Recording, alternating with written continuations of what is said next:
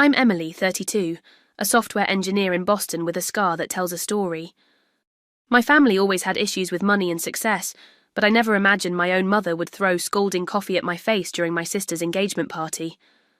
All because I refused to give them $40,000 for a wedding. I had hoped that day would bring reconciliation, not third-degree burns and a revelation that would change everything I thought I knew about family. Where are you watching from today? Hit that like and subscribe button as you grab your own coffee, and let me tell you how mine became a weapon at what should have been a celebration. Growing up in suburban Michigan, our family looked normal from the outside. My parents, particularly my mother Diane, created different worlds for me and my younger sister Natalie. While I was pushed toward academic excellence, advanced classes, and constant achievement, Natalie enjoyed freedom, praise for minimal effort, and what seemed like unconditional love. When Dad died suddenly from a heart attack when I was 16, everything shifted. The emotional devastation was compounded by financial strain we hadn't anticipated. Dad had always handled the finances, and we discovered he had been hiding mounting debt. Mum had been a stay-at-home parent and suddenly needed to work retail jobs that barely covered our mortgage. "Emily, you're the smart one. You need to make something of yourself," became Mum's daily mantra. The pressure was crushing. While grieving my father, I juggled AP classes with part-time jobs at the local library and weekend shifts at a coffee shop. Every dollar I earned went toward household expenses or my college fund. Meanwhile, Natalie, 4 years younger, became Mum's emotional support. Their bond strengthened while I became the family workhorse. "Your sister is sensitive," Mum would explain when Natalie was exempted from chores or part-time work. "She needs time to process her feelings about losing your father." My acceptance to MIT with a full scholarship felt like winning the lottery. The day the letter arrived, I ran home bursting with pride, certain this would finally earn me the approval I'd been working toward. "Well, that's convenient," Mum said, barely looking up from helping Natalie with her social studies project. "At least we won't have to figure out how to pay for it." Moving to Massachusetts for college gave me my first taste of independence. The distance from family expectations felt like oxygen after years of suffocation. I thrived academically and socially, building a network of friends who valued me for who I was, not what I could achieve or provide. During my sophomore year, Natalie dropped out of community college, claiming it wasn't her thing. Mum never expressed disappointment. Instead, she supported Natalie's decision to find herself through a series of retail jobs, funded her apartment, and constantly made excuses for her lack of direction. After graduating with honours, I landed a job at a promising tech startup in Boston. Within 3 years, I had moved up to senior engineer with stock options. By 30, I had paid off my student loans and purchased a condo in Cambridge. My financial independence was hard-won and precious to me. The growing financial gap between me and my family created an unspoken tension. Visits home became increasingly strained. Mum would tour me around to neighbours and distant relatives, introducing me as my daughter, the MIT graduate, while simultaneously making comments about how I had forgotten where I came from and become too good for family. Natalie bounced between jobs and relationships, always with Mum's emotional and financial support. I maintained contact through holiday visits and occasional weekend trips, trying to establish boundaries while staying connected. The first direct request came when I was 28. Mum called late one night, her voice casual but rehearsed. "So, Natalie's car broke down completely. The mechanic says it's not worth fixing." I waited for the rest, already sensing where this was heading. "She needs reliable transportation for work, and I thought, since you're doing so well now." That call established a pattern. Mum never asked for herself, always for Natalie. Car repairs became car payments. Helping with a security deposit became covering 3 months' rent when Natalie quit another job. Each request came wrapped in guilt and family obligation. I began setting firmer boundaries, offering specific, limited help rather than open-ended financial support. Each refusal or limitation was met with increasing emotional manipulation. "I guess we'll just have to figure it out ourselves, like we always do," Mum would say. Not all of us are fortunate enough to have your opportunities. The irony that my opportunities had come through years of hard work and sacrifice while living on ramen noodles was never acknowledged. In their narrative, I had somehow been handed success while they struggled through no fault of their own. I established a mental health routine of therapy and limited contact, which helped me maintain perspective when the familiar guilt tactics emerged. I was determined to maintain a relationship with my family without sacrificing my financial security or self-respect. Then Natalie met Mark, and everything escalated beyond what I could have imagined. Natalie's dating history had always followed a pattern: intense infatuation, followed by dramatic breakups, with Mum playing both counsellor and clean-up crew. But when Mark entered the picture at a charity gala Natalie was working as a server, something shifted. For one thing, Mark came from money, serious old family Boston money, the kind that owned summer homes in Martha's Vineyard and had buildings named after them at private universities. When Natalie first mentioned him during our monthly phone call, I felt my usual skepticism rise. "He's different, Em. He's got his life together and he treats me like I'm special," she gushed. I made supportive noises while reserving judgment. Mum, however, latched onto the relationship with an enthusiasm that bordered on obsession. Her Facebook page suddenly featured every minor detail about Mark: his job at his family's investment firm, his alma mater, Princeton, his sailing hobby. She began dropping references to when Natalie and Mark get married, after they'd been dating just 3 months. Their romance progressed at warp speed: weekend trips to New York, meeting his parents at their country club, Mark surprising Natalie with designer gifts that she immediately photographed for social media, Mum forwarding me every picture with captions like, "Isn't this wonderful for your sister?" 6 months into their relationship, Mark proposed at Le Bernardin in Manhattan with a diamond ring that must have cost more than my first year's salary. Natalie called me screaming with excitement, the restaurant patrons applauding in the background. "I'm so happy for you," I said, and I meant it. Despite our complicated relationship, I wanted Natalie to find stability and happiness. The first hint of trouble came just 2 days later. Mum called while I was in a meeting at work. I stepped out to take it, expecting wedding date details. "We need to discuss your contribution to the wedding," she said without preamble. "My contribution?" "Yes, Emily. This is your only sister's wedding. The Andersons are expecting us to match their investment in the celebration." The word investment sent a chill down my spine. "I'm happy to help with something specific. Maybe the photography or the flowers?" Mum's laugh had a brittle edge. "Oh, honey, the Andersons have already arranged for a photographer who shoots for Vogue, and the florist is coming from New York. We're talking about your share of the overall expenses." I took a deep breath. What exactly are we talking about here? The figure she mentioned, $40,000, made me physically dizzy. That represented most of my emergency fund and a significant portion of my savings outside of retirement accounts. "That's not possible," I said firmly. "I can contribute $5,000 and I'm happy to help with planning or logistics." The silence on the other end was arctic. "I see," Mum finally said. "I guess I shouldn't be surprised.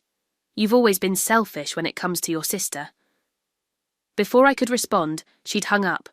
Over the next few weeks, a barrage of texts, calls and emails followed from both Mum and Natalie. The family group chat became a minefield of passive-aggressive comments and wedding plan updates with pointed mentions of costs. "The venue deposit is due next week, $15,000. So excited we can make this happen as a family. Mark's parents suggested a honeymoon in Bali. They're covering the first-class flights if we handle the presidential suite." I maintained my position, reiterating my $5,000 offer and my willingness to help in non-financial ways. Each time, my response was met with increasing hostility. "Must be nice to be so stingy when you're sitting in your fancy condo while your sister lives in a 1-bedroom apartment. Mark's family keeps asking what we're contributing. Do you know how embarrassing this is for us?" The engagement party invitation arrived by courier, a thick cream envelope with gold foil detailing. The venue was the Ritz-Carlton, Boston, with a dress code specified as cocktail elegant.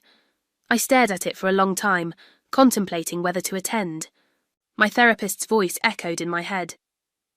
Boundaries aren't about controlling others, they're about clarifying what you will and won't accept. I RSVP'd yes, ordered a new dress I could afford without wincing, and mentally rehearsed my talking points.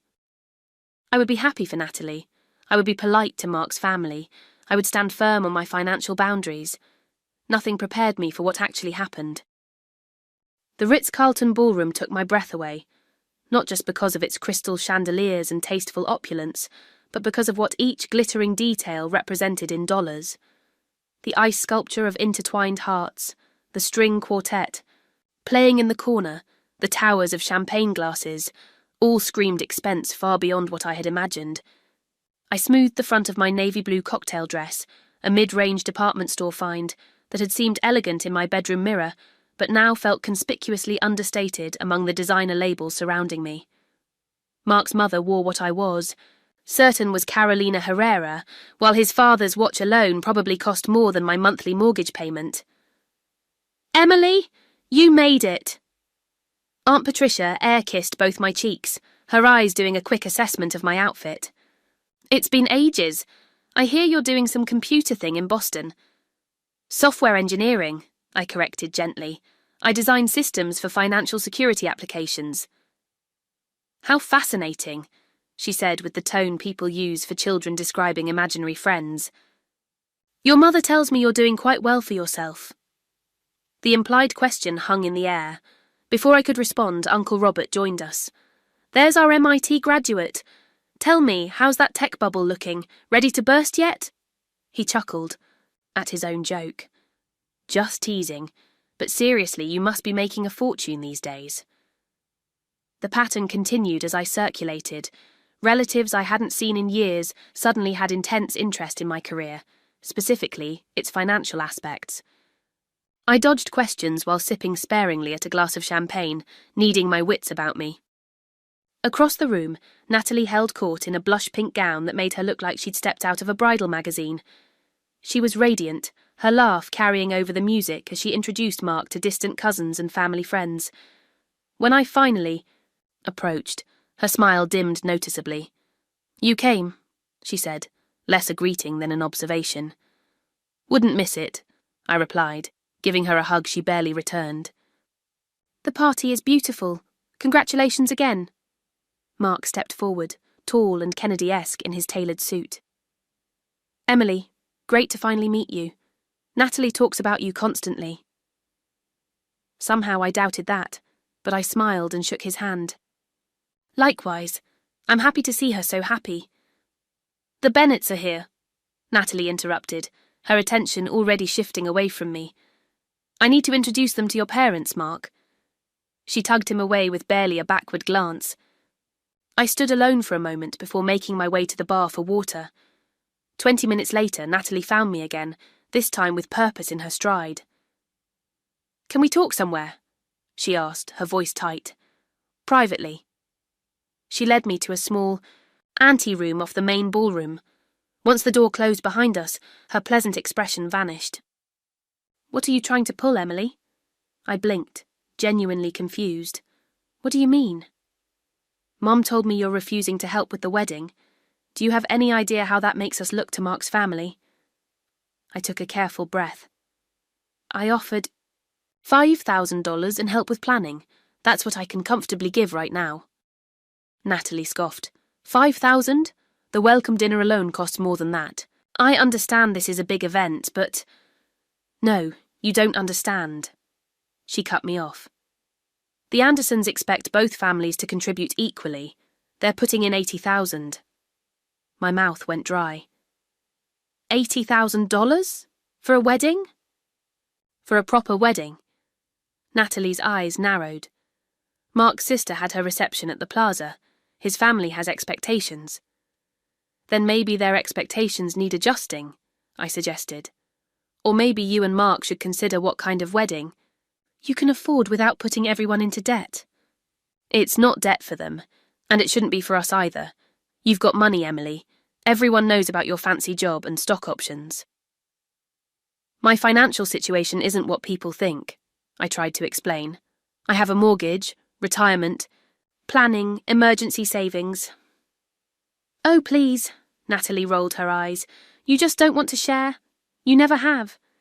It's always been about you, your grades, your scholarship, your career. For once in your life, can't you think about someone else?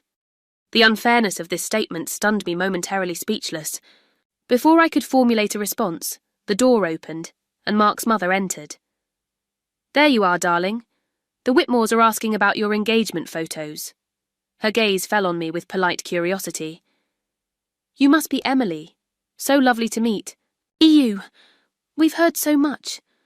Her tone was warm, but I caught the subtle assessment in her eyes. I wondered exactly what she'd heard and from whom. Wonderful to meet you too, Mrs. Anderson. It's a beautiful party. Patricia, please. She smiled. And yes, just a small taste of what's to come. Both our families are so excited to create a truly special day for these two. The emphasis on both families wasn't subtle. I felt the weight of expectation pressing down like a physical force. As the evening progressed, similar comments accumulated. Mark's father mentioned their family's tradition of proper celebrations, no expense spared. His aunt asked if I'd be handling the rehearsal dinner, as is customary for the bride's family. A cousin inquired about the venue deposit timeline with raised eyebrows. By the time dessert was served, my stress had reached a breaking point. I excused myself to the restroom, needing a moment alone to regroup. In the elegant marble bathroom, I stared at my reflection and reminded myself that I wasn't wrong to maintain financial boundaries regardless of what anyone thought. When I returned to the ballroom, I found Mum waiting near the refreshment table, her face a careful mask for the benefit of surrounding guests. We need to talk, she said, steering me toward a quieter corner. This is getting embarrassing, Emily. The Andersons keep making comments about family contributions. I've been getting that all night, I acknowledged. But Mum, $40,000 is not realistic for me. It's realistic if you make it a priority, she hissed, her pleasant expression slipping. This is your sister's one chance at a good life. The Andersons have connections, real influence. This wedding isn't just a party, it's an investment in Natalie's future. That's not how I see marriage, I replied quietly. Of course not. You've always been selfish, always holding on to every advantage for yourself while your sister struggles. The familiar accusations stung, but I held firm. I've offered what I can reasonably give. Mum's voice rose slightly. 5,000? That's insulting. It's nothing. It's not nothing to me, I insisted, and I won't put myself in financial jeopardy even for Natalie. A few nearby guests glanced our way. Mum noticed and lowered her voice, but her intensity increased. You need to reconsider. Today, now. The Andersons are waiting for confirmation on vendors. My answer is still no, I said, trying to end the conversation by stepping away. Mum grabbed my arm, her fingers digging in with surprising strength. Don't you dare walk away from me. This family has supported you your entire life. The irony of this statement was too much. Supported me. I worked 3 jobs to put myself through college prep courses. I earned my scholarship.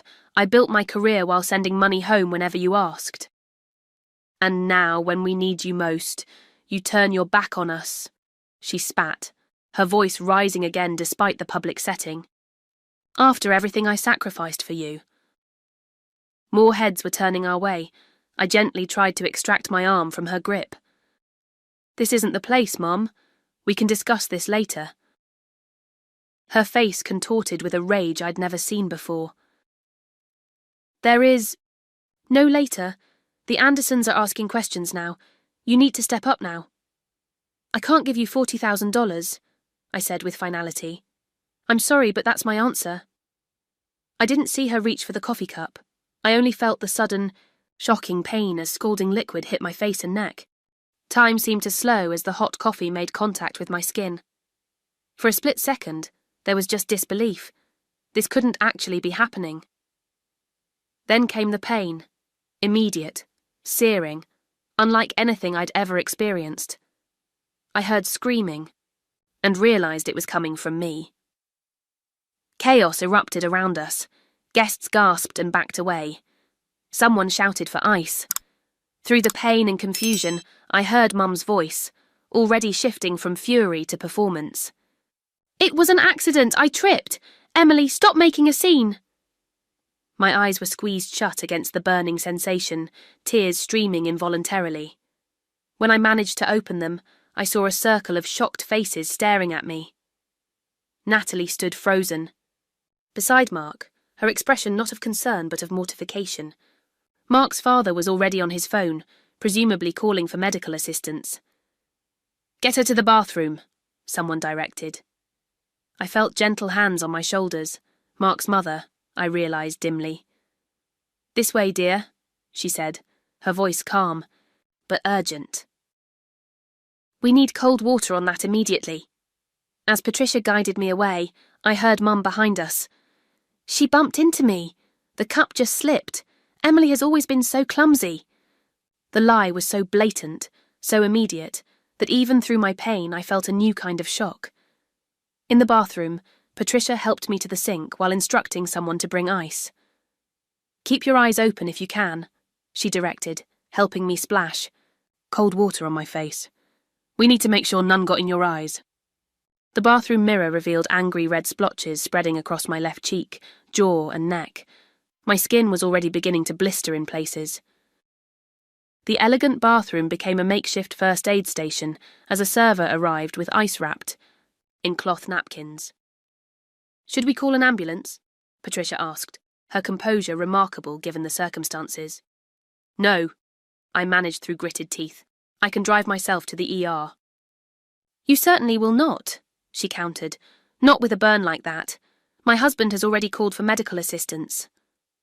The bathroom door burst open, and Natalie appeared, her face a storm of emotions, none of them concern for me.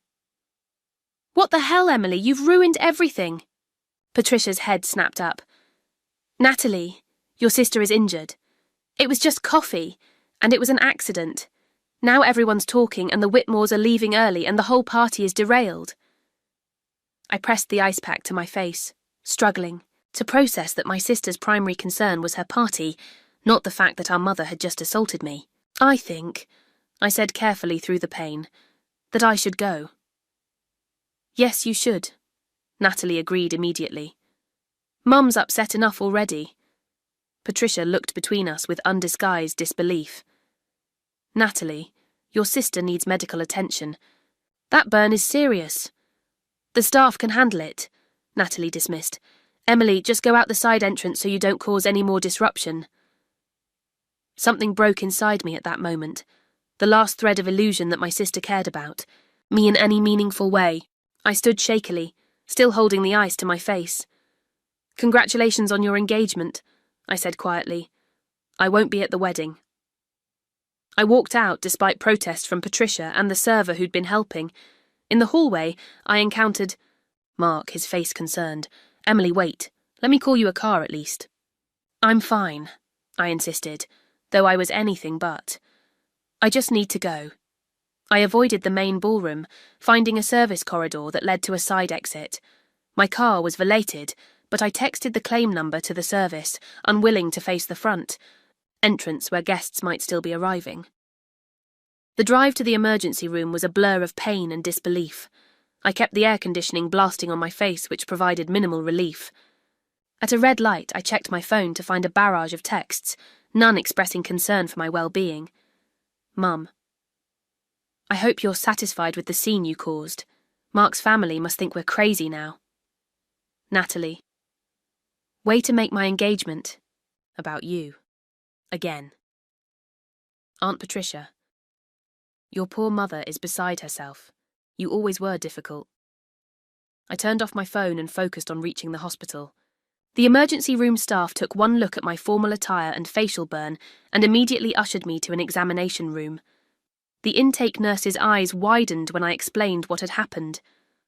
"Your mother did this," she confirmed, making notes in my chart. "It was an argument," I said, the reality still difficult to articulate. "Intentional or accidental?" She pressed gently. I hesitated only briefly. Intentional. She nodded without judgment. The doctor will be with you shortly. We'll document everything.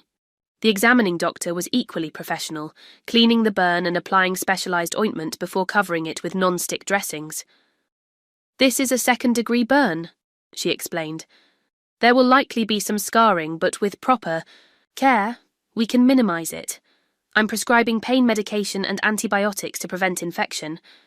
She hesitated before adding, given the circumstances, would you like me to contact someone?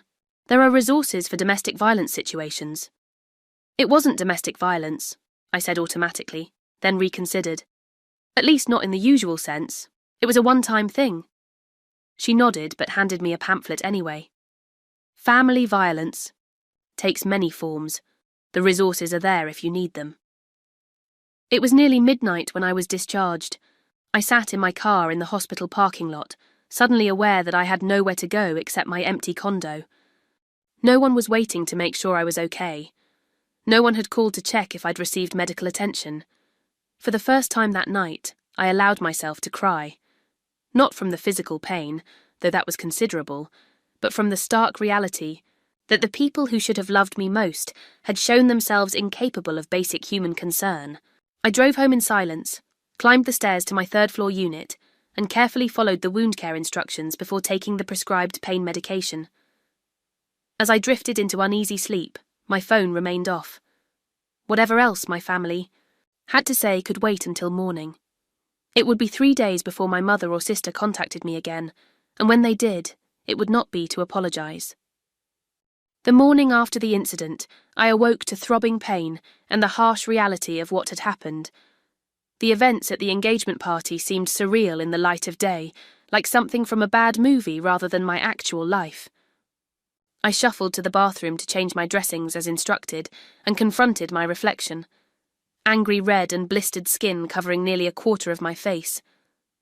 My phone, which I'd finally turned back on, showed missed calls from work, but nothing from my family. I called my manager, explained I'd had an accident involving a burn, and requested emergency leave. He was understanding, arranging for my projects to be temporarily reassigned and asking if I needed anything. The simple human concern in his voice nearly broke me again. Just some time to heal, I managed. Thank you. The first few days passed in a haze of pain medication, Netflix and careful wound cleaning. Friends texted asking about weekend plans, but I made excuses. I couldn't face explaining what had happened, couldn't find words to make sense of my own mother throwing coffee at me and my sister blaming me for it. On the third day, my phone finally displayed a notification from my mother. My heart raced as I opened it, hoping against hope for an apology, an acknowledgement, anything that would make sense of the senseless. The message read, I hope you've had time to reflect on your behaviour. Your dramatic overreaction has upset the entire family. The Andersons are reconsidering the wedding venue deposit because of the scene you caused. You owe everyone an apology. I stared at the phone, unable to comprehend the complete denial of reality. There was no mention of my injury, no question about my well-being, just an expectation that I would somehow take responsibility for being assaulted. Before I could process this, another text arrived from Natalie. Mum's a wreck because of you. She had to see her doctor for anxiety medication. Fix this, Emily. The sheer audacity left me speechless. I placed my phone face down on the coffee table and sat in silence for nearly an hour, trying to make sense of a world where I was somehow the villain in this story. Later that day, an unexpected text arrived from Mark. Emily, just checking. If you're okay. That burn looked serious. Do you need anything? His simple expression of concern, when my own family had offered none, brought fresh tears. I responded briefly, thanking him and assuring him I was receiving medical care. That evening I made the mistake of checking Instagram. Natalie had posted a series of carefully curated engagement party photos, all taken before the incident, with a caption about the perfect celebration with the people we love most. The comments section overflowed with congratulations and compliments, as if the evening had ended in champagne toasts rather than medical emergencies. I closed the app and called my therapist, Dr. Lambert, requesting an emergency session. She fit me in the next morning via video call, taking in my injured face without reaction beyond professional concern. "Tell me what happened," she said simply. For the first time, I related the full story without minimizing or making excuses. Dr. Lambert listened without interruption, then asked the question that would reshape my understanding of my family. "Emily, if a friend told you this story about their family, what would you think?" "I'd think they were in an abusive relationship," I admitted, the words feeling both foreign and undeniably true. "The dynamics you're describing, the financial, control attempts, the emotional manipulation, the physical assault, and now the gaslighting, these are hallmarks of abuse," she confirmed gently. "The fact that it comes from family members doesn't make it any less harmful." "But they're my mother and sister," I protested weakly. "Which makes the betrayal even more profound," she acknowledged. "But it doesn't obligate you to accept treatment that's damaging to your well-being." We discussed boundaries, family systems, and the concept of chosen family versus biological connections. By the end of the session, I had a clearer perspective and a practical plan. Maintain distance, focus on healing, and reassess contact only when I felt emotionally ready. The following day, my closest friend Rachel stopped by unannounced with groceries and coffee, which she quickly apologized for upon seeing my face. "Oh God, I didn't think. Is coffee triggering now?" Despite everything, I laughed. "Only when airborne, regular consumption is still permitted." She studied my injury with concern. "You said accident on the phone, but this looks deliberate." The simple observation broke through my remaining defenses, and I found myself telling her everything. Unlike my family's reaction, Rachel's was appropriate horror and anger on my behalf. "That's assault," she stated flatly. "Your mother could be charged." "I'm not pressing charges against my own mother," I sighed. "That's your choice," Rachel acknowledged. "But Emily, you don't deserve any of this. You know that, right?" Did I know that? The question lingered as I returned to work the following week, my burn covered as much as possible with makeup, but still obviously visible. Colleagues asked what happened, and I gave vague answers about kitchen accidents, uncomfortable with the truth, but also unwilling to fabricate elaborate lies. My inbox contained an ornate digital invitation to be Natalie's bridesmaid, sent as if the coffee incident had never occurred. It requested my measurements for a custom gown and included a schedule of pre-wedding events requiring my presence and, no doubt, my financial contribution. I stared at it for a long time before deleting it without response. That evening, my mother called. I let it go to voicemail, then listened with increasing disbelief as she spoke as if nothing had happened, detailing bridesmaid expectations and ending with, "Don't forget, the engagement gift registry closes next week. The Andersons will notice who contributes what." I blocked her number, needing space to think clearly without the constant barrage of guilt and manipulation. 2 weeks after the incident, my professional obligations were back on track, but personally, I remained isolated. The visible injury made social interactions awkward, and the emotional wound made them exhausting. I found myself declining invitations and spending evenings alone, processing what had happened and what it meant for my future. A conversation with my therapist crystallized my next steps. I need a complete break, I realized. Time and distance, to gain perspective. With my manager's support, I arranged for a month of remote work, combined with accumulated vacation time. I booked a small cottage on Cape Cod, away from both Boston and Michigan, where I could heal physically and emotionally, without interference. Before leaving, I sent Natalie a brief, clear email declining the bridesmaid role and explaining that I would not be attending the wedding. I kept my language neutral and non-accusatory, simply stating that recent events had made it clear my presence would not contribute positively to her special day. The response was immediate and vitriolic, a wall of text accusing me of jealousy, selfishness, and deliberate sabotage of her happiness. It ended with, "Mum was right about you all along. You've never cared about anyone but yourself." Mum's message followed shortly after, somehow even more detached from reality. After everything I've sacrificed for you, this is how you repay me, by abandoning your sister on the most important day of her life. I raised you better than this. I sat with these messages for a full day before composing a final response to their group chat. I will always care about you both, but I cannot and will not accept being physically assaulted, then blamed for it. I'm taking time to heal, physically and emotionally. I hope you can respect that. If and when you're ready to acknowledge what actually happened and take responsibility for your actions, I'm open to rebuilding our relationship. The responses poured in immediately. Mum. You always were prone to exaggeration. No one assaulted you. Accidents happen. Natalie. Classic Emily, making everything about you. Either be part of this wedding or don't bother being part of this. Family. In that moment, facing their united denial of objective reality, something shifted inside me. The fog of obligation and guilt that had clouded my judgment for years began to lift. I saw with sudden clarity that I had been trying to earn love from people incapable of giving it unconditionally. I understand your position, I wrote back. I won't contact you again unless that changes. I wish you both well.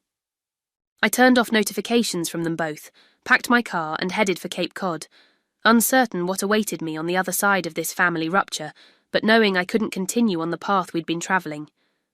I had no way of knowing that the most revealing part of this story was yet to unfold, or that an unexpected ally was about to shed light on family secrets I'd never suspected. The cottage on Cape Cod became my sanctuary. Each morning, I walked along the beach before the tourists arrived, the salt air soothing my healing skin. I worked remotely, attended virtual therapy sessions, and slowly regained my equilibrium away from the chaos of family expectations. 2 weeks into my stay, a text from an unknown number disrupted my newfound peace. Emily, it's Mark. Got your number from the engagement party contact list. I'm in Hyannis on business. Could we meet? It's important. My first instinct was to decline. What could Natalie's fiancé possibly have to say that I needed to hear? But curiosity won out, and I agreed to meet at a coffee shop in a nearby town, neutral territory where I was unlikely to encounter anyone I knew. I arrived early, selecting a table with a clear view of the entrance. When Mark walked in, he looked different from the confident man I'd met at the engagement party, his shoulders hunched, his expression troubled. He spotted me and approached hesitantly, his eyes briefly registering shock at my still visible scar before he composed himself. "Thank you for meeting me," he said, sliding into the chair opposite. "How's your face healing?" "Getting better," I replied, appreciating the direct acknowledgement. "What did you want to discuss?" He ordered coffee for us both, then leaned forward. "I've postponed the wedding."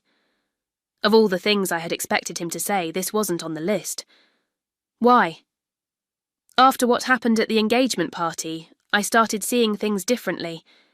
He ran a hand through his hair. "The way your mother and Natalie behaved, not just the coffee incident but the aftermath. No concern for your injury, no accountability. It made me question everything." I remained silent, waiting for him to continue. Then I discovered something disturbing. He pulled out his phone, opened an email and slid it across the table. "Your mother has been telling people, including my parents, that you had already promised the $40,000, that you'd committed to it months ago and then suddenly backed out." I stared at the email, a message from Mark's mother, to him expressing concern about Emily's sudden withdrawal of promised funds and questioning what it might indicate about the Bennett family's financial stability. "That's completely false," I said, pushing the phone back. "I never promised any specific amount." "I believe you," Mark nodded. Which raised another question. Why would your mother lie about something so easily disproven? Over the next hour, Mark revealed what he'd uncovered while reconsidering his relationship with Natalie, how she regularly misrepresented her financial situation to maintain her lifestyle, how she had claimed to be employed at positions she'd actually been fired from, how her apartment, which she presented as self-supporting independence, was actually paid for entirely by my mother. "At first I thought she was just insecure," Mark explained, trying to impress me, "but it's more systematic than that. And your mother enables it, encourages it even. Why are you telling me this? I asked, uncertain of his motives. Because I think you deserve to know the truth, he said simply, and because I'm trying to make sense of my own situation. When I told Natalie I wanted to postpone the wedding to reconsider, she didn't ask why or try to understand. She immediately called your mother, who then called my parents, accusing me of leading Natalie on and damaging her reputation. He shook his head in disbelief. My parents were confused by the intensity of her reaction. Then my mother remembered something odd.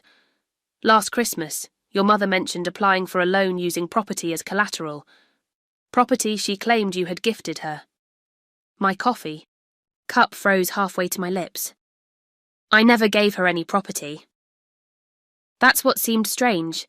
So my father, who works in finance, made some inquiries. Mark hesitated. Emily, has your mother ever asked you to sign financial documents? Maybe during college or right after? A memory surfaced. Mum visiting campus my junior year, bringing paperwork she claimed was related to Dad's life insurance distribution. I'd signed without reading closely, trusting her explanation. Maybe, I admitted, but nothing involving property. You might want to check your credit report, Mark suggested gently. 3 days later, an unmarked envelope arrived at the cottage, forwarded from my Boston address. Inside was a printout of loan applications in my name for properties I'd never owned, credit cards I'd never applied for, and a home equity line of credit on a house in Michigan I didn't know existed. Attached was a note in unfamiliar handwriting. You should know what's been done in your name. Check county property records for Lakeside Drive, Milan. I spent hours on my laptop that night, uncovering a pattern of financial fraud stretching back to my college years. My mother had apparently used my social security number and forged my signature on multiple documents, leveraging my good credit score and growing income to finance her and Natalie's lifestyle. The property in Milan, purchased in my name without my knowledge when I was 23, had been remortgaged twice. The most recent application, dated just 2 months earlier, listed its purpose as wedding expenses. My hands shook as I called a lawyer specializing in identity theft. The consultation confirmed my worst fears. I was legally vulnerable for debts I hadn't incurred, and the only way to fully protect myself would be to file police reports identifying my mother as the perpetrator. But she's my mother, I protested weakly. Unfortunately, family members are the most common perpetrators of this type of fraud, the lawyer explained. They have access to personal information and often believe they won't be reported because of family loyalty. I spent another sleepless night weighing my options. In the morning, I called Mark. Did you send me the financial documents? No. He sounded genuinely surprised. What documents? After I explained, he was silent for a moment. It might have been my father. He mentioned making some inquiries on your behalf. Whether it was Mark's father or someone else, the revelation forced a decision.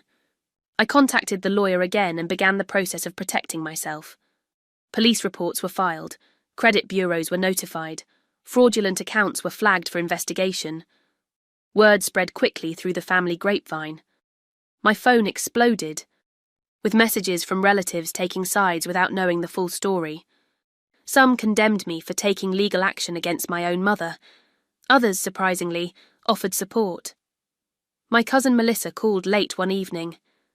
I've been waiting for years for someone to finally stand up to Aunt Diane, she said without preamble.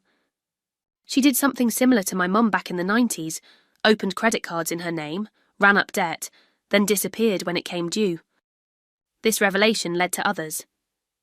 An uncle who distanced himself from the family years ago reached out with similar stories. A former neighbour sent an email detailing financial schemes she'd witnessed during my childhood. A picture emerged of a pattern of behaviour I'd been too close to recognise, my mother's systematic use of others, particularly family members, to maintain a lifestyle beyond her means while cultivating an image of the struggling, sacrificing matriarch. Armed with this knowledge and the support of unexpected allies, I returned to Boston with a new resolve. I set up credit monitoring, changed all my financial passwords, and established legal protections against further fraud. My first day back at the office, I was surprised to receive a call from Mark's mother, Patricia. "Emily, I hope I'm not overstepping," she began. "But I wanted you to know that Mark has ended his engagement to your sister." "I'm sorry to hear that," I said automatically, though I wasn't entirely surprised. "Don't be," Patricia replied frankly. "It's for the best, but that's not why I'm calling. Robert and I want you to know that we're appalled by what happened to you, both the assault and the financial exploitation.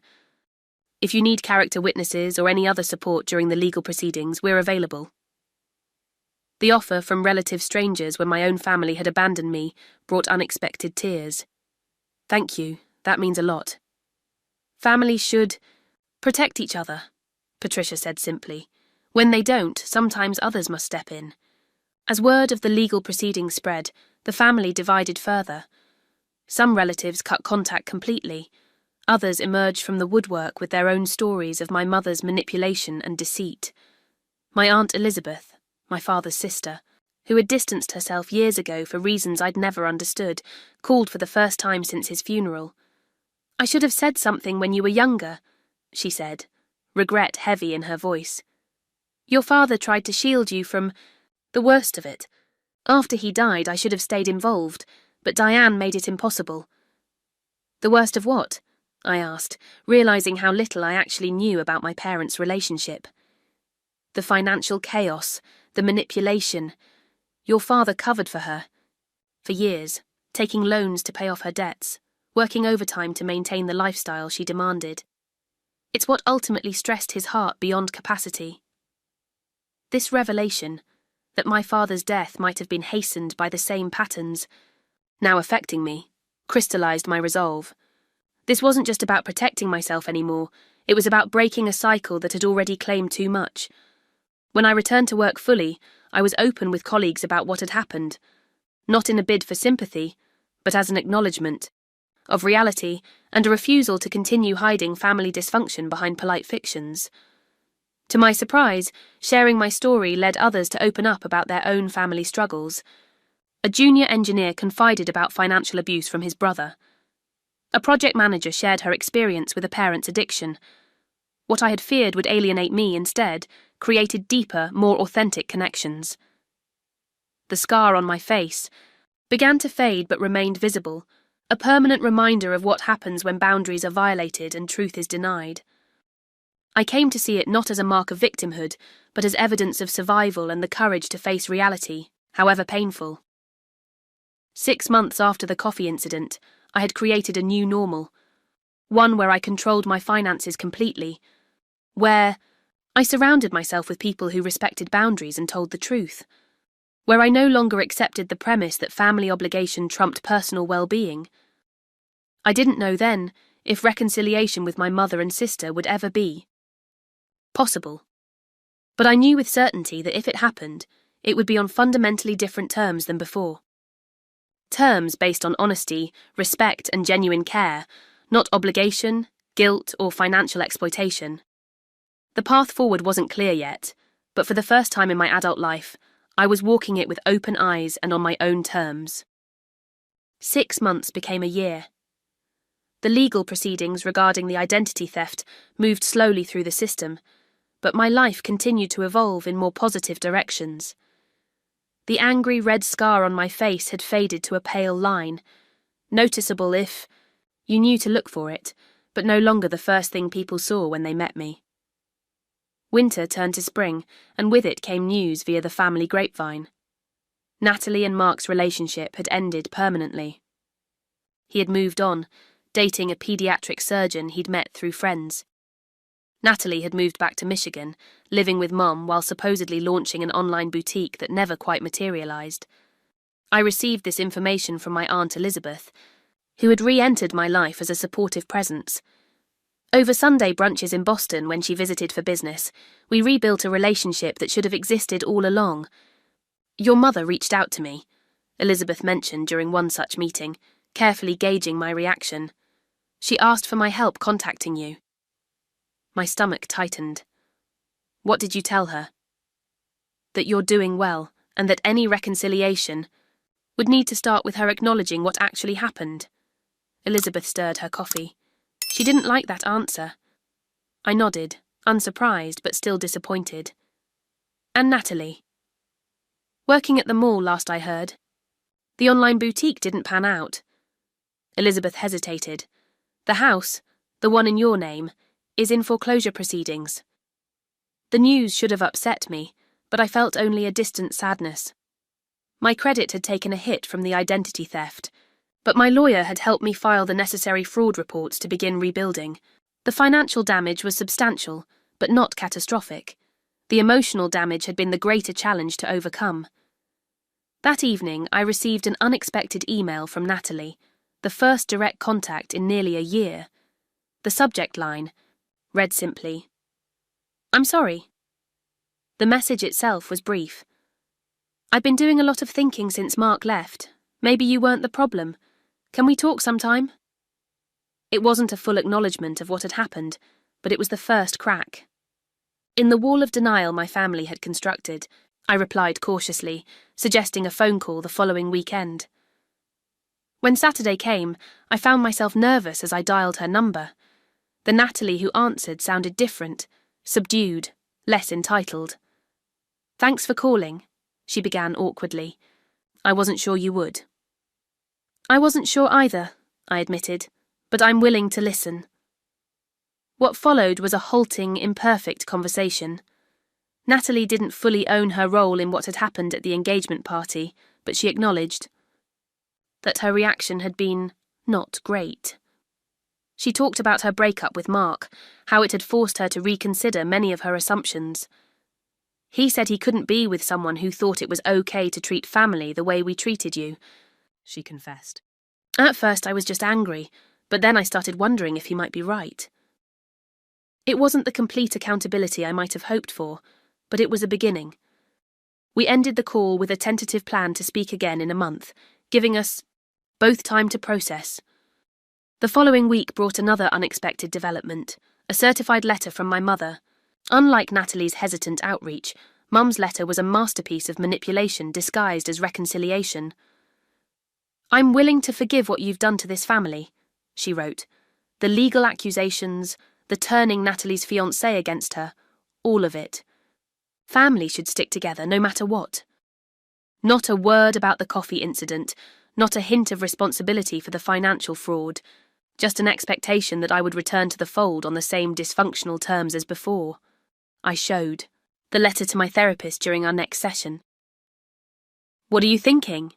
Dr. Lambert asked after reading it. "That she hasn't changed at all," I replied. "And that I don't have to accept this version of family anymore." "That's significant progress," she noted. "A year ago, you might have been tempted to smooth things over at your own expense." She was right. The Emily who had walked into that engagement party would have eventually given in, accepting partial blame to restore family harmony. The Emily I had become understood that true harmony couldn't exist without truth and respect. I crafted a careful response to my mother, making my boundaries clear. "I'm open to rebuilding our relationship, but only with professional help and full acknowledgement of what actually happened, both the assault and the financial fraud. I cannot and will not pretend these things didn't occur." Her reply came by text rather than formal letter. "If that's your attitude, you're not the daughter I raised."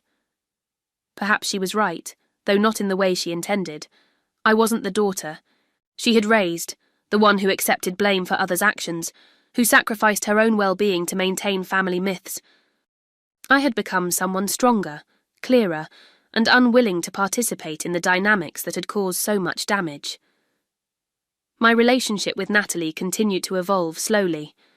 Our monthly calls became more open, though certain subjects remained carefully avoided.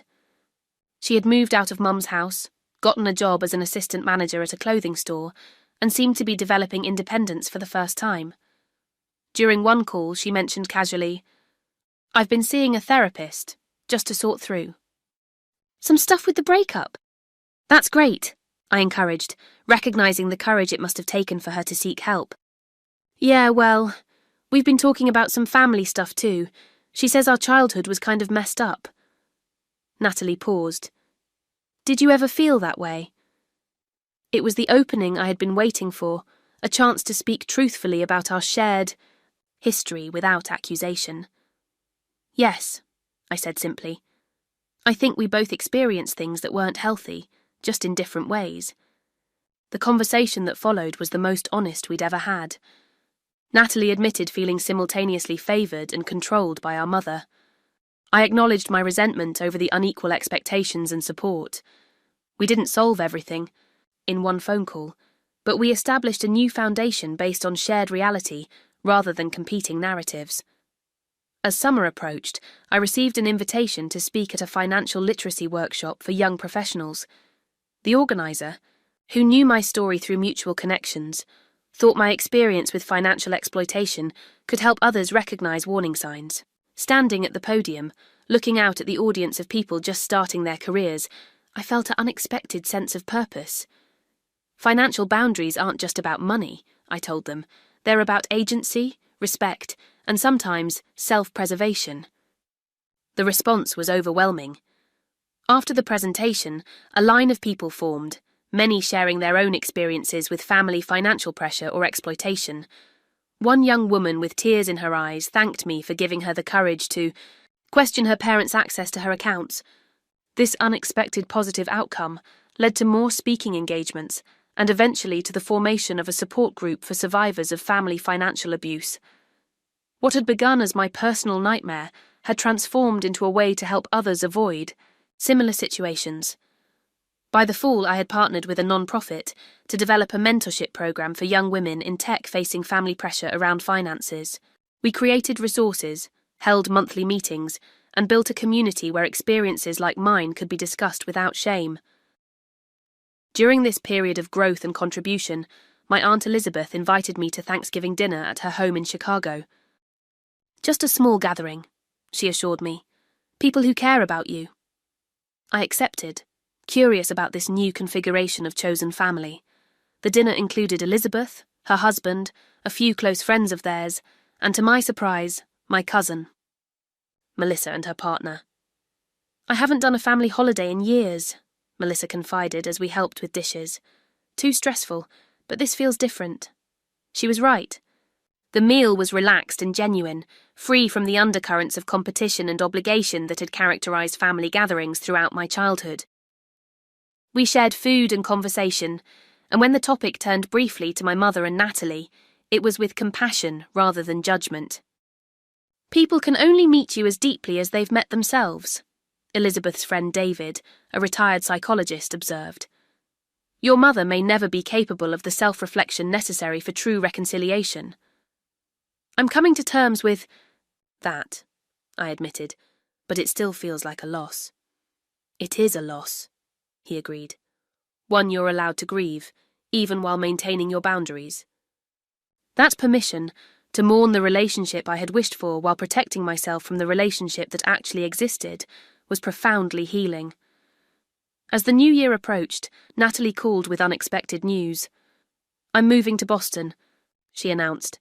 I got a job offer at a boutique in Back Bay. My initial reaction was alarm. Was this another attempt to reinstate old patterns? But as she explained her decision, it became clear this was part of her own growth process. I need to be somewhere Mum isn't constantly checking up on me, she explained. And, honestly, I'd like to get to know my sister better, the real one, not the version Mum always described. We agreed to proceed carefully. Separate apartments, clear boundaries, regular check-ins about how the relationship was working. It wouldn't be perfect, but it was a chance to build something new on healthier terms. A week later, my lawyer called with news. The identity theft case had been resolved with a plea agreement. My mother would face probation and mandatory financial counselling rather than jail time, an outcome I had advocated for despite her continued denial of wrongdoing. Are you satisfied with this resolution? My lawyer asked. Yes, I said, realising I meant it. I didn't want punishment. I just needed protection and acknowledgement of the truth. As I hung up, I caught sight of my reflection in the window, the faint scar a silvery line in the winter light. I touched it gently, grateful for all it had taught me about myself and about the true meaning of family. Family, I had learned, wasn't defined by blood or obligation. It was built through respect, truth, and mutual care. It could include biological relatives who earned their place through growth and accountability. It could embrace friends, mentors, and allies who showed up with genuine support. It could even include strangers whose shared experiences created instant understanding. Most importantly, I had learned that family, true family, would never ask me to diminish myself to maintain a comfortable illusion. Real love made space for the whole truth, however uncomfortable. Real connection valued growth over stasis. Real family built each other up rather than tearing each other down to maintain control. As I turned away from the window and toward the future, I felt a deep gratitude for the painful journey that had led to this wisdom. The scar on my face would always remind me of what I had endured, but also of what I had refused to accept, and of the strength I had found in standing firm. If you've ever felt pressured to sacrifice your well-being for family harmony or questioned whether blood ties justify toxic behavior, know that you're not alone. Your boundaries matter. Your truth matters. And sometimes, the family you build is more nurturing than the one you were born into. Have you ever had to make difficult choices about family relationships? Share your experience in the comments below. And if this story resonated with you, please like, subscribe, and share it with someone who might need to hear that they too deserve relationships built on mutual respect and genuine care. Thank you for listening to my journey.